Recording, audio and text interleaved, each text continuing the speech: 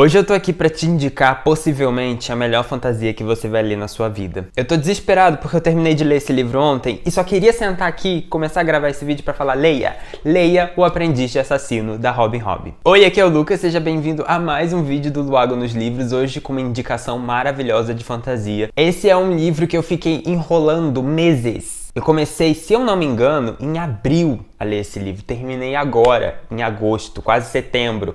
Eu fiquei enrolando porque eu não queria que esse livro acabasse de jeito nenhum. O tempo que eu ficava passando nessa história era maravilhoso. Eu não queria me despedir desse mundo, desse personagem principal aqui, o Fitz. Não queria deixar tudo isso pra trás e esperar o próximo volume. E como eu quero que você passe por essa sensação também, eu tô aqui pra te recomendar O Aprendiz de Assassino. Esse livro aqui é uma publicação pela editora Suma. Antigamente, quem publicava esses livros aqui era a editora Leia. Nós tivemos os 3 volumes da saga do assassino publicados pela Leia. Mas depois que a Leia faliu, ela perdeu os direitos, a Suma comprou e agora está relançando os 3 volumes. E espero que outros livros da Robin Hobb posteriormente também, porque que mulher incrível! Por conta dessa diferença de edição, a gente também tem uma diferença de tradução. O que acontece? Nesse livro aqui existe uma tradição entre a realeza que os pais nomeiam seus filhos com adjetivos, na esperança de que quando essas crianças cresçam, eles se tornem aquele adjetivo. Faz sentido? Então a gente tem cavaleirismo, a gente tem astúcia, a gente tem desejo, verdade. Isso é comum aqui na realeza dos 6 ducados, que é o mundo de fantasia que a gente encontra aqui. Ó, temos um mapinha. E por conta disso, a maioria dos nomes aqui são nomes comuns, digamos assim. Na edição da editora Leia, eles optaram por traduzir esses nomes para o português. Então você vai encontrar cavalaria, sagacidade, breu, etc. Os nomes em português. Aqui na editora Suma, optou-se por manter os nomes no original. Então todos os adjetivos, tudo é em inglês. Mas não se preocupe, meu caro leitor. Não se desespere porque você não sabe inglês e vai ter que ficar procurando esses nomes na internet. Não, aqui no final a gente tem um glossário com todos os nomes de todos os personagens que têm algum significado, com os significados explicados. Até quem você nem imagina que tenha um significado, vai trazer aqui atrás, então eu achei isso maravilhoso. É uma escolha da tradução. Você não traduz a ideia no nome da pessoa, mas você traz aqui no final um glossário para explicar. Para quem não sabe inglês, e até para quem sabe, porque tem algumas coisas aqui que eu não fazia ideia, que é de sonoridade, é de palavra que se assemelha a alguma coisa. Por exemplo, a gente tem August. O nome de um personagem é August, que aí você pensa, tá, agosto, mês. Mas aqui no glossário vem Augusto, majestoso, de grande imponência, que é um significado de Augusto que eu não sabia que existia. Então é interessante e é informativo de qualquer forma. Inclusive eu já quero elogiar a tradução desse livro aqui. Editora Suma, por favor, aumente o cachê de Orlando Moreira, que é o tradutor desse livro, porque ele fez um trabalho incrível pra mim. A Robin Hobb, ela tem uma escrita elegantérrima e o Orlando acompanha isso na tradução em português. Ele poderia muito bem querer simplificar a história,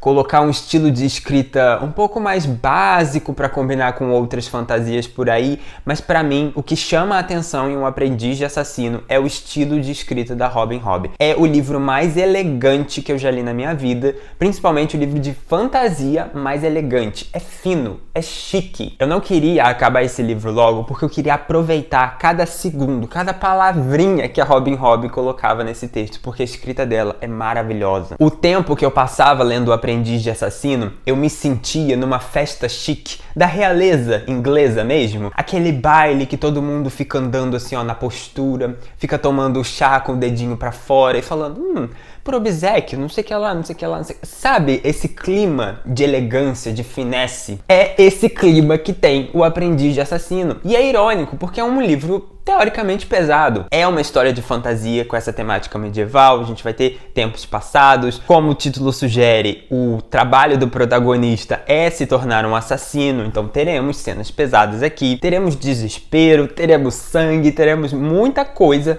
mas é tudo nesse clima de elegância. Isso contrasta muito com outras histórias de fantasia que eu li. Por exemplo, vamos falar do George R. R. Martin, que é amiguinho dela, que o George R. R. Martin tem uma escrita bruta. O tempo todo nas Crônicas de Gelo e Fogo você sente aquela podridão, sente aquela sabe? Ele até faz um trabalho de diferenciação aí com cada personagem, em cada capítulo de cada personagem tem um pouco da mudança do estilo de escrita do autor, mas no geral é uma linguagem muito bruta, aquela coisa assim mais sabe? Robin Hood não faz isso. Robin Hood conta essa história, postura. Sabe, te olhando de cima e te tratando como se você fosse realmente alguém da realeza, para acompanhar a temática dessa história. O Fitz é o protagonista e também é o narrador, e a história dele é muito triste. Ele vai ser um filho bastardo de um rei que vai ser morto, e quando descobrem que existe o Fitz, o novo rei fica meio assim dividido, porque será que essa criança vai se tornar um problema para mim no futuro? Que ele é o filho bastardo, ele pode querer daqui a pouco tomar o reino de mim. Então o que a gente vai fazer? Essa criança, ela vai ser levada para ser criada pelo Burrick, que é meio que faz tudo ali do reino. Ele cuida dos estábulos, ele faz uns reparos e etc. Então ele pega o Fitz para ser criado bem novinho mesmo e vai ensinar ele coisas para ele sobreviver à margem da corte. O Fitz, ele tem que ser aquela pessoa que não vai ser nem muito problemática, no sentido de atrair atenção para ele e o novo rei perceber que o Fitz vai ser um problema, mas ele também não pode ser uma pessoa totalmente descartável, porque se ele for descartável, aí sim que o rei vai querer matá-lo. Ele não tá prestando para nada para mim, não tá fazendo diferença na minha vida, então vamos assassinar esse garoto porque evita problema no futuro. Então, a aura desse livro é essa. Ele tem que ser importante, mas não importante o suficiente para se tornar uma ameaça, digamos assim, ao atual reino. E esse é um livro coming of age mesmo, é um livro de jornada. A gente vai acompanhar o Fitz desde criança até esse processo de aprendizado para se tornar um assassino. Aqui nesse livro a gente pega até um pouco, quase o final da adolescência dele. Acredito que nos próximos livros a gente vai ver a fase adulta sendo mais explorada. Aqui ele ainda é adolescente. E ele é uma criança muito inocente, né? Imagina você ser tacado nessa situação. Ele é inteligente, ele aprende as coisas, ele é dedicado, mas ele também tem seus momentos de inocência. Ele tá crescendo nesse ambiente que todo mundo quer tirar uma lasquinha dele, quase que literalmente.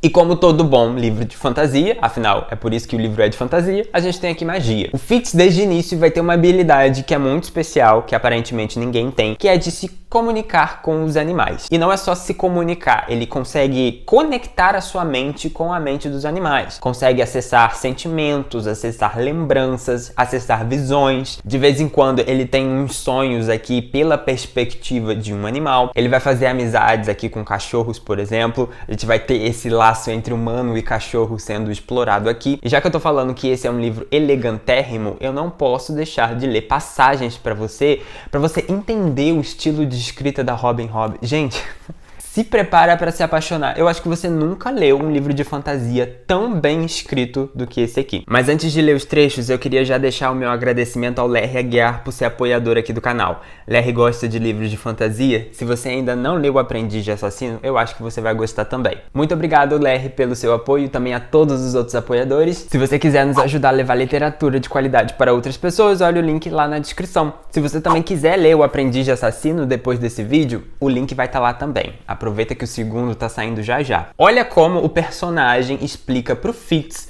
qual vai ser a função dele. É assassinato, mais ou menos. A fina arte do assassinato diplomático. Matar pessoas, ou cegá-las, ensurdecê-las, debilitá-las, paralisá-las, provocar nelas tosses debilitantes ou impotência, ou senilidade precoce, ou loucura, ou... Mas não interessa. Tudo isso é o meu ofício, e será o seu se concordar agora mesmo, desde o início, que eu vou te ensinar a matar pessoas, a serviço do seu rei, e não da forma vistosa que Rod está te ensinando, não no campo de batalha, onde os outros te veem e te incentivam. Não. Vou te ensinar maneiras sórdidas, discretas e delicadas de matar pessoas. E pode ser que venha a desenvolver o gosto por tais artes. Mas também pode ser que não. Isso vai depender de você. E não é algo sobre o qual eu tenha algum controle. Mas te garanto que saberá como fazê-lo. E te garanto também outra coisa.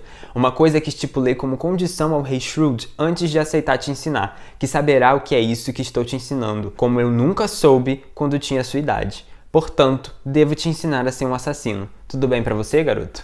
E aí ele começa o treinamento dele, que envolve basicamente artes marciais, prova de veneno, conhecimento de veneno, mas o Fitz também vai provar veneno. Dessa forma o corpo dele vai criando resistência, para quando tentarem assassiná-lo, e ele for a vítima e não o carrasco nesse caso, o corpo dele já está preparado. Nos inícios de capítulo, a gente tem uma explicação. Sempre tem um texto antes da história principal que vai explicar e contextualizar um pouco mais o que vai acontecer naquele capítulo. Como eu falei, o livro é em primeira pessoa, então Fitz está contando a história pra gente. E aí ele vai usar esses momentos aqui de intromissão para adicionar ali alguma coisinha interessante na história. Mas olha esse início de capítulo, você vai entender aqui o que eu tô falando com escrita elegante. O tempo e a maré não esperam por ninguém. Eis um adágio sem idade. Com isso, os marinheiros e os pescadores apenas querem dizer que os horários de um barco são determinados pelo oceano e não pelas conveniências humanas. Mas por vezes eu me sento aqui, depois de o chá ter acalmado o pior da minha dor, e penso: as marés não esperam por ninguém, e isso eu bem sei que é verdade. Mas o tempo? Será que a época em que nasci não esperou pelo meu nascimento? Os acontecimentos não ressoaram em uma determinada direção, como as grandes engrenagens de madeira do relógio dos Sentan, entrelaçando-se com a minha concepção e levando consigo a minha vida? Não reivindico para mim nenhuma grandeza, e contudo, se eu não tivesse nascido, se meus pais não tivessem sucumbido a um acesso de desejo, tantas coisas teriam sido diferentes, tão diferentes, melhores? Creio que não, então pisco os olhos e tento focar, e fico pensando se esses pensamentos vêm de mim ou da droga que corre no meu sangue. Tá entendendo o que eu tô falando? Olha isso, olha essa coisa, isso é só o início de capítulo, você nem tá dentro da história, é só um pensamento, meio que um interlúdio que o narrador barra autor, né, faz, e você fica assim, você quer deitar e olhar pra cima e começar a refletir sobre aquilo também, mesmo não fazendo tanto sentido igual faz pra ele dentro da história. Enfim, o livro é inteiro assim, eu não posso ficar lendo um monte de trecho aqui também, mas vou ler mais alguns. Só que eu quero te contextualizar também que a grande questão desse livro é guerra entre reinos. A gente tem aqui os 6 ducados, como eu mostrei no mapa, e tem pessoas vindas de outro lugar através dos mares, fazendo um certo ritual com as pessoas, meio que zumbificando essas pessoas. Só que os reinos ali dos 6 ducados também estão de picuinha. Eles também vão ter problemas. E essa é a minha única grande crítica a essa edição, especificamente, porque aqui a gente tem um mapa em 2 páginas. Só que a história se passa inteiramente aqui na meiuca.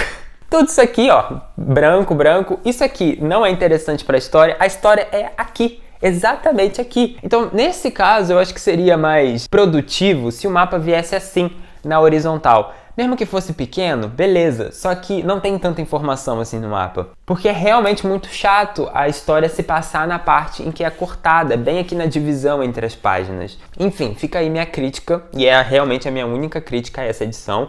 A letra parece pequena, mas depois que você entra na história, meu filho, você vai ler isso aqui super rápido. Mas, de novo, não é um livro para você devorar. Não é uma situação de acontecimentos alucinantes, aquela coisa de desespero para ler. É uma leitura para você aproveitar. Se você não está disposto a aproveitar o estilo de escrita, não vá para o Aprendiz de Assassino, mas eu te garanto, vai valer a pena. A gente tem aqui no reino o Bobo. O Bobo, ele é uma espécie um pouco diferente, ninguém sabe direito o que o Bobo é. Ele não parece ser um ser humano normal. Ele é muito estranho e quando ele encontra o Fitz na corte, ele dá uns avisos, assim, meio que umas premonições, pra ele ficar esperto, pra ele pensar na vida. E aí o Fitz acha isso muito estranho, né? Muito louco, ele começa a se questionar, gente, o que será que tá acontecendo? O que o Bobo é e etc. Até que um dia, ele tá super estressado, o Bobo vai dar um aviso pra ele, ele fala assim, por que você não cala a boca? Você não sabe falar direito? Então não fala. Páginas depois, olha a elegância de Robin Hobb, presta atenção aqui. Páginas depois, o Bobo e o Fitz se encontram e acontece o seguinte diálogo. O Bobo tá falando, é como você diz, por que afinal eu devo falar se não sei falar claramente? Aí o Fitz responde, se te disse isso, desculpe-me, não é coisa que se diga a um amigo, não me lembro disso. Ele esboçou um sorriso. Se não se lembra, eu também não me lembrarei. Estendeu o braço e pegou as minhas mãos como a sua. Continuaria se eu te pedisse? Como amigo? Isso aqui é elegante. Olha a desculpa de gente elegante que não dá ouvidos a Twitter de ai, não é assim que você pede desculpa. Aqui, ele fala, se te disse isso, desculpe-me, não me lembro. O bobo, em toda a sua elegância e finesse, fala: se você não se lembra, eu também não me lembro. Ele podia muito bem falar: ah, mas eu lembro, não é assim que você pede desculpa, você falou que não sei o que lá, não sei o que lá, não sei o que lá.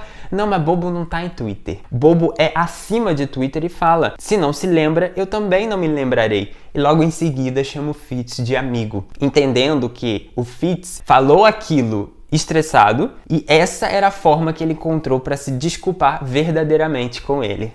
Gente, isso aqui é fino! E agora o momento de revelação é que eu gostei do romance desse livro. Que não é um romance, afinal o Fitz é adolescente. Então a gente pode falar que é uma paixonite de adolescente. Mas ele vai encontrar ali uma menininha na vila, vai se apaixonar por ela e vai chamar ela pra sair. Ah, vamos comer uma coisa, vamos se divertir, alguma coisa assim. Eles vão sair e o assunto do momento é por que existem ladies mulheres que têm outros interesses além do casamento e tem ladies mulheres que são totalmente devotas ao casamento. Mostrando que assim, nessa sociedade, assim como há muito tempo na nossa, as mulheres eram moeda de troca para o casamento. Aqui no reino a gente tem isso. A princesa foi prometida para juntar o reino, para formar relacionamento com o reino tal, que isso vai ser determinante ali, alianças políticas. Mas tem mulheres que têm outros interesses. Ah lá, a fulana, ela tem um jardim belo, ela mesma cuida das plantas, a outra faz poesia, a outra costura. E aí o interesse amoroso do Fitz fala assim: Afi, você fala como se algum nobre fosse vir da torre cavalgando para me levar com ele. Queda-te livre deles. Você seria desperdiçada. Não teriam inteligência vivaz o suficiente para te compreender, ou o coração para te apreciar. O Fitz responde. E ela pergunta: quem teriam então? Ela perguntou delicadamente. Garotos são todos bobos. A conversa tinha crescido e se entrelaçava à nossa volta, as palavras vindo tão naturalmente à minha boca como o ar que eu respirava. Não tive nenhuma intenção de bajulação, nem de galanteio sutil. O sol começava a mergulhar nas águas, sentamo-nos muito perto um do outro, e a praia diante de nós era como um mundo aos nossos pés. Se tivesse dito naquele momento eu teria, penso que o coração dela teria caído em minhas mãos desajeitadas como fruto maduro de uma árvore, mas eu não conseguia conceber a imensidão do que subitamente sabia ter começado a sentir por ela. E isso afastou a verdade simples dos meus lábios e fiquei sentado feito um bobo. Um instante depois, Ferreirinho chegou. Ferreirinho é o cachorro que ele vai fazer amizade. Molhado e cheio de areia, atirando-se em cima de nós de tal forma que Molly se colocou de pé em um salto para salvar a sua saia. E a oportunidade se perdeu para sempre, dispersada como espuma do mar ao vento. Gente, olha a beleza da descrição que é o Fitz adulto retornando ao seu eu adolescente, analisando que aquilo foi uma oportunidade perdida de dizer para ela que ele gostava da Molly. E ele termina o capítulo falando que a oportunidade de falar a verdade se perdeu para sempre, dispersada como espuma do mar ao vento. Gente, isso aqui é beleza, isso aqui é literatura.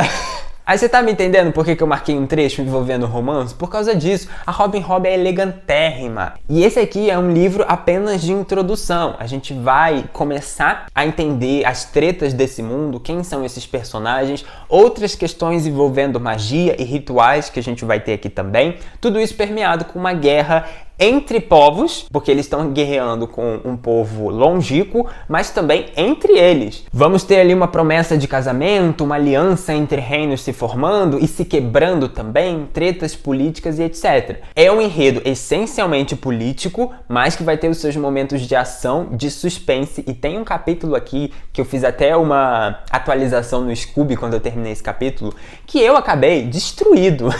É um capítulo que você lê ele inteiro com o coração na mão, sentindo o desespero, o coração palpitando, fazendo tu, e você quer desesperadamente entender como aquilo vai terminar. Sério, leia O Aprendiz de Assassino, surte comigo e embarque nessa aventura da saga do assassino que se inicia aqui e que eu tenho muita vontade de continuar. O Iago já leu a trilogia inteira e ele amou o final do 3º volume. E eu quero passar por essa experiência também e quero que você passe junto com a gente. Então vem comigo, vamos ler O Aprendiz de Assassino e vamos ser felizes. Gente, eu agora tô me sentindo da nobreza. Tomei um café, um chá com Robin Hobb e ela me presenteou com esse livro maravilhoso.